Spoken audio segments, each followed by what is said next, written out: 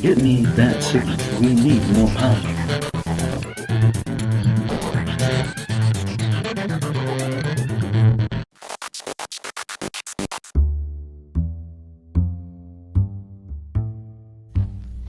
It was a damp and chilly night as I approached the club.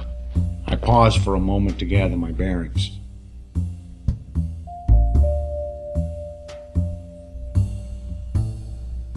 I had quit smoking recently, and no matter how hard I tried, I just could not get this darn lollipop to light.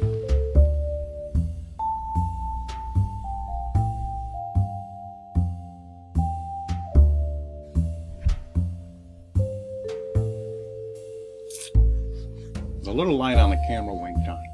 I knew they were watching me, like a little league pitcher catches a signal under a catcher's mitt. It was going to be another board game review.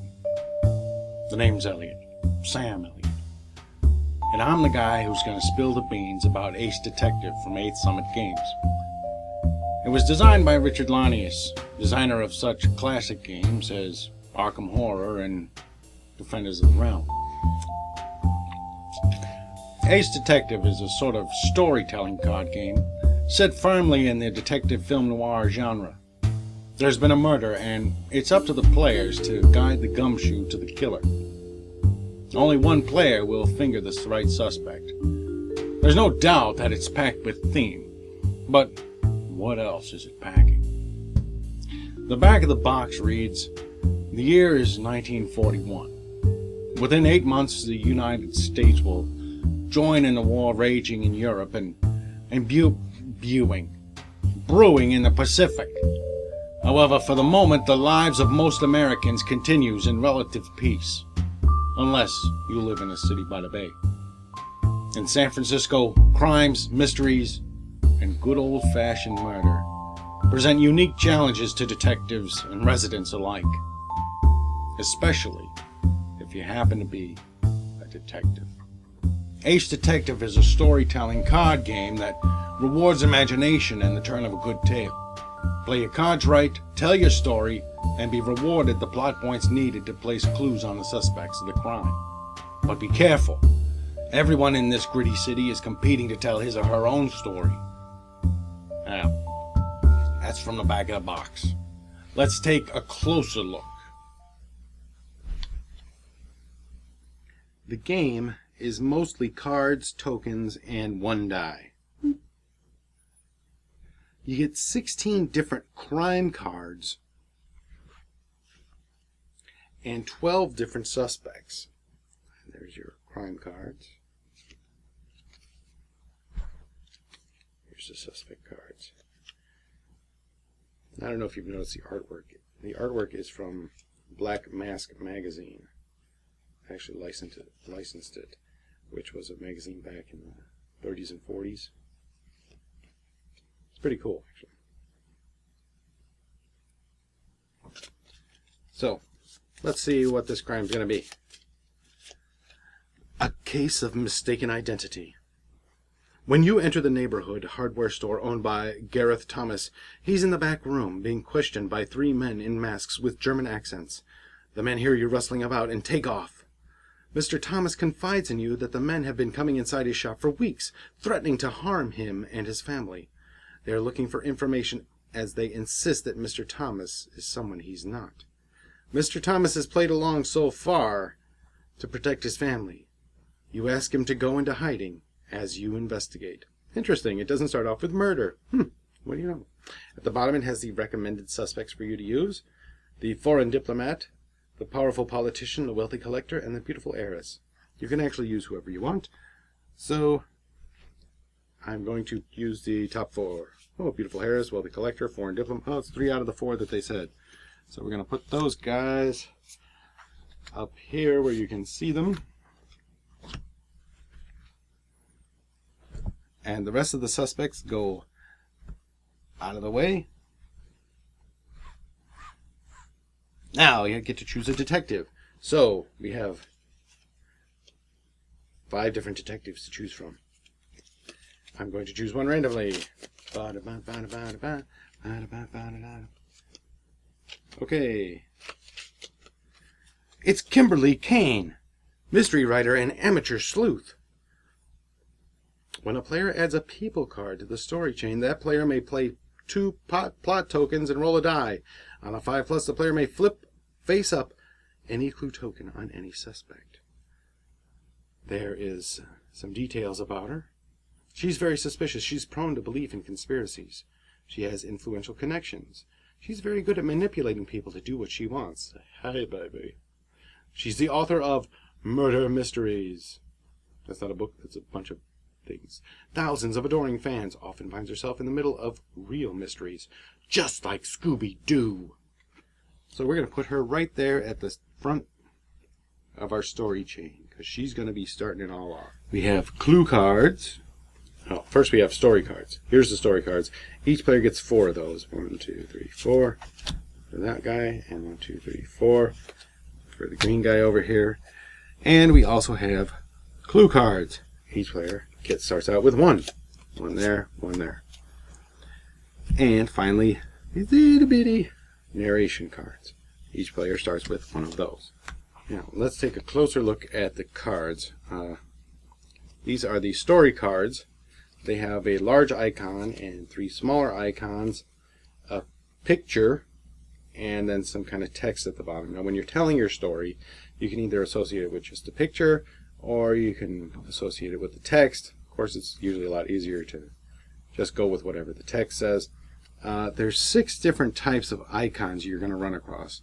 Danger, place, people, mood, clue, and special.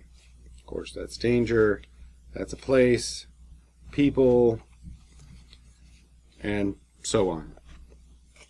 These are the clue ones. They have the, and of course this is a clue card. They have the little fingerprint up there. Now when you're playing your card, you're going to, for the first card, you can use any information from the crime itself so that you can play any card. So the first guy gets kind of a freebie. So he gets to lay out some story and then play a card. And then the next thing that he would be able to do is each person can play up to 2 cards. Either 2 story cards, 2 clue cards, or 1 story, 1 clue. They can play up to that each turn. They don't have to, but they can.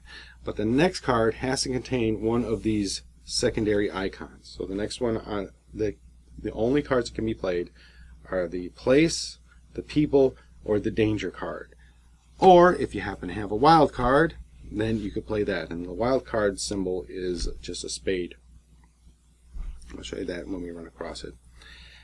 If you're able to play a clue card, because some of the little icons will show a little thumbprint, the clue cards have points that you have to pay, plot points.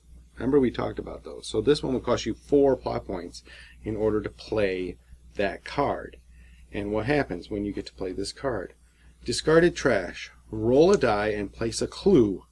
1 to 4, place it on the suspect rolled. 5, place it on the suspect with the least clues. 6, place it on any suspect. So that's where these little tokens come in. Okay, now you start the game. They have little values on them. Start the game with a +1, a -1, and a +2. And you kind of keep yourself stocked throughout the game with 3 at all times. But you draw them, you don't know what you're drawing until you pick it up, so they're all face down. But once you draw it, you can look at it and you can place the ones that you want. When you start the game, each player gets to go ahead and place 1 on any suspect they want to kind of get things rolling, right? So since we're playing a 2-player game, let's say I really think that the beautiful heiress is guilty. So I'm going to go ahead and place a +2 on the beautiful heiress. But now the green player, he's got a different strategy, right? He's going to try to confuse Mr. Blue by taking his -1. He's got a -1, a +1, and a +2. The other ones are face down. He's going to place the -1 on the powerful politician. Now, since Blue doesn't know that's a -1, he's thinking, oh, he's going to try to make the powerful politician the guilty suspect. Because what happens at the end of the game? Well, at the end of the game, you're going to be keeping track of how many clue tokens have been placed on this board, right, with this little token. So at the beginning of the game, we've already got 2. In a 2-player game, the game ends when 13 clue tokens have been placed. So you keep adding one by one. Each time a clue token is placed on a suspect, it goes up. When this hits 13, you finish off whatever round you're in, and then the game is over.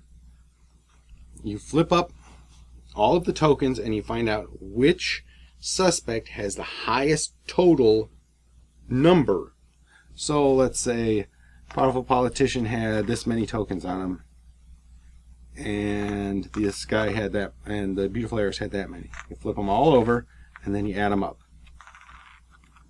Okay. 2 minus 4, so -2 for the powerful politician. But the beautiful heiress has 2, 3, 4. So the beautiful heiress is guilty because she's got the highest total. The other 2 didn't have any. This is just an example, okay? So then we flip them back over and then we see who has the most of that color, the highest number of a certain color. And we see that on the beautiful heiress, green has 0, blue has 3. So blue would win the game. Okay, because she's got the highest total, so she's guilty, and he's got the most tokens on the beautiful heiress. That would be how blue would win this game. But let's go ahead and play through a turn so that you know exactly how it works. Okay, it's the first turn, and we've got our cards here. Let's see what we have. We have, oh, this is a piece of luck. Each game, every player starts with 3 plot points, and we happen to have a clue card that only takes 3 plot points in order to play it. So, do we have a card that can get us there? Let's see, we have the Gentleman's Club, Sleazy Strip Joint, and the Chill of Fear, Bad Feeling.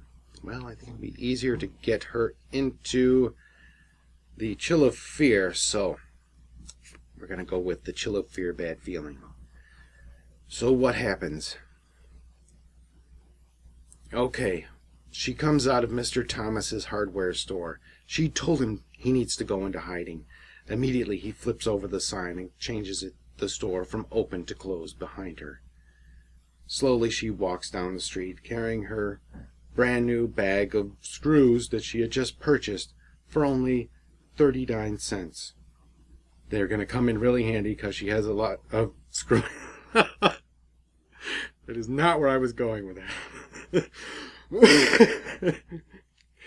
So, and then she suddenly feels the hair on the back of her neck stand up.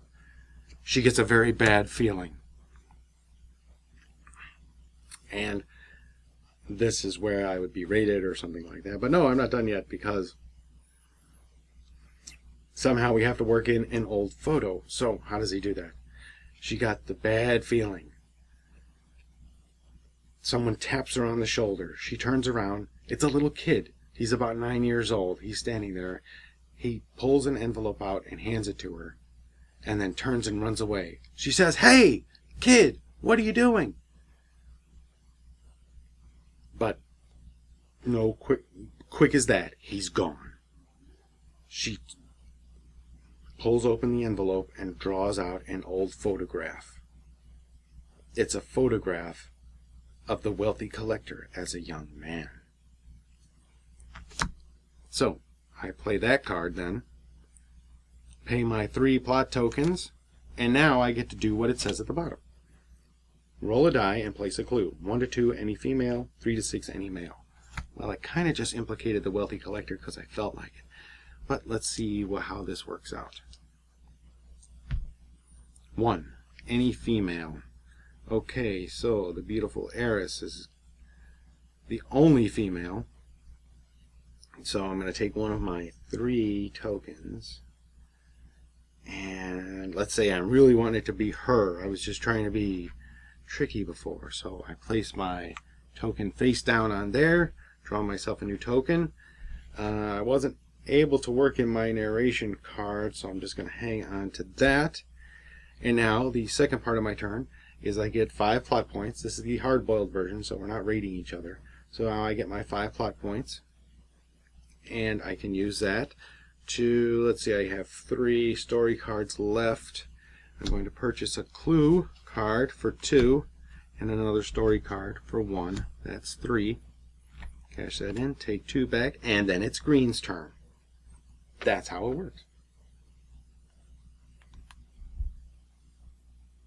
As you can probably guess, your enjoyment of the game is going to be based upon the people that you play it with. You'll need people who are comfortable enough together and are creative enough to get into telling a story. Some people don't have it in them, or they're too shy, or don't know the genre well enough to feel comfortable weaving a tale. If you can get the right group together, this is an excellent game. I think role players would be a good fit for this type of game. You have to weave and keep weaving, keeping in mind all of the other stuff that has gone into the story up until then. I love the whole film noir thing and can easily get into this genre. Maybe, can you see it? I think so.